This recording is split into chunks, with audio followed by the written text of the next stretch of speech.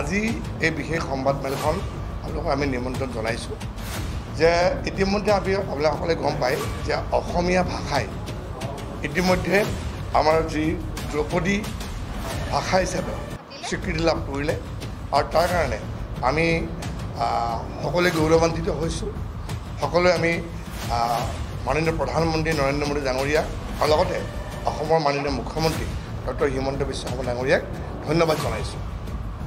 আপোনালোকে গম পায় যে বিশেষভাৱে আমাৰ যেতিয়া দ্ৰৌপদী ভাষা স্বীকৃতি লাভ কৰে ইয়াত এই ভাষাটো স্বীকৃতি লাভ কৰাৰ ক্ষেত্ৰত কি ইয়াৰ প্ৰয়োজনীয় চৰ্তসমূহ আছিল। প্ৰথম কথাটো হৈছে যে ভাষাটোৰ অন্ততঃ 1500 পৰা 2000 বছৰতকৈ অধিক সময় জুৰি লিপি বা সমৃদ্ধ ইতিহাস থাকিব লাগিব। ভাষাটোৰ প্ৰজন্মৰ পৰা প্ৰজন্মলৈ মূল্যায়িত প্ৰাচীন সাহিত্য থকাটো বাঞ্ছনীয় আৰু সাহিত্যিক পৰম্পৰা মৌলিক হ'ব লাগিব। লগতে দ্ৰৌপদী ৰূপটো আধুনিক ৰূপৰ পৰা পৃথক হ'ব লাগিব আৰু এইখিনি বস্তু অসমীয়া ভাষাটোৰ ক্ষেত্ৰত প্ৰযোজ্য হোৱাৰ কাৰণে আজি অসমীয়া ভাষাই স্বীকৃতি লাভ কৰিছে।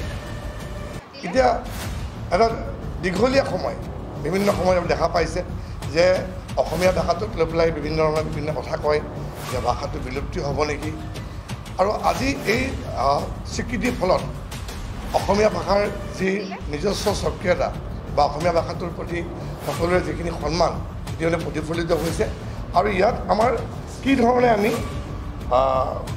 আমি লাভান্বিত হ'ম যে অসমীয়া ভাষালৈ যেতিয়া দ্ৰৌপদী ভাষাৰ মৰ্যাদা মানে প্ৰদানৰ ফলত আমি বহুত ধৰণে আমি লাভান্বিত হ'ম।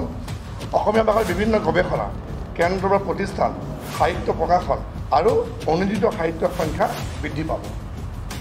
লগতে প্ৰাচীন সাহিত্যৰ টোকা সাঁচিপাত আদি সংৰক্ষণ আৰু ভাষাতত্ত্ব অধ্যয়ন আদি কামত গৱেষকসকলে নিজকে নিয়োজিত কৰিব পাৰিব।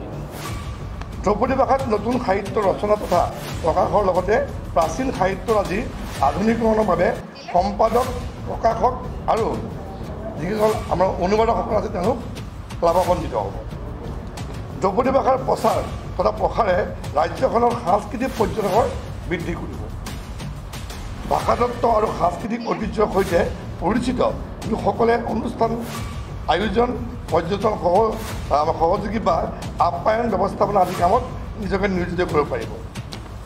দ্ৰৌপদী ভাষাত ডিজিটেল মাধ্যম বা দূৰদৰ্শনৰ বিভিন্ন অনুষ্ঠান বা বিষয়বস্তুৰ নিৰ্মাতা লেখক প্ৰযোজক সম্পাদক ভিডিঅ' নিৰ্মাতা আদি বিভিন্ন লোক সংস্থাপিত হ'ব।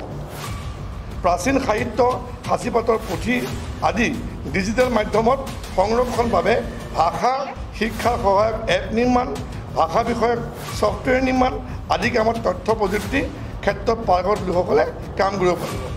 লগতে বিভিন্ন সাহিত্যভিত্তিক উৎসৱ অনুষ্ঠান সাংস্কৃতিক কাৰ্যক্ৰম আদি আয়োজন কৰাৰ বাবে ইভেণ্ট মেনেজমেণ্ট শিল্পী কলা কৌশলীসকল লাভান্বিত হ'ব। এতিয়া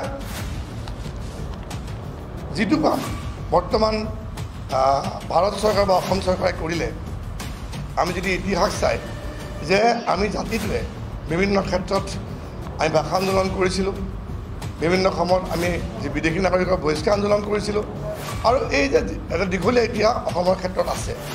কিন্তু আজিৰ তাৰিখত যদি অসমীয়া জাতিটোৰ প্ৰতি ভাষাটোৰ প্ৰতি যদি সন্মান জনাইছে কোনে জনাইছে? ভাৰতৰ প্ৰধানমন্ত্ৰী নৰেন্দ্ৰ মোদী ডাঙৰীয়াই।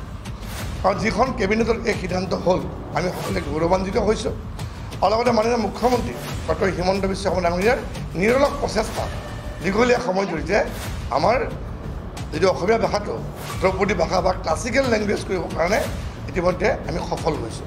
গতিকে এই শুভক্ষণত আমি সকলোৱে অসমবাসী ৰাইজক আমি শুভেচ্ছা জনাইছোঁ।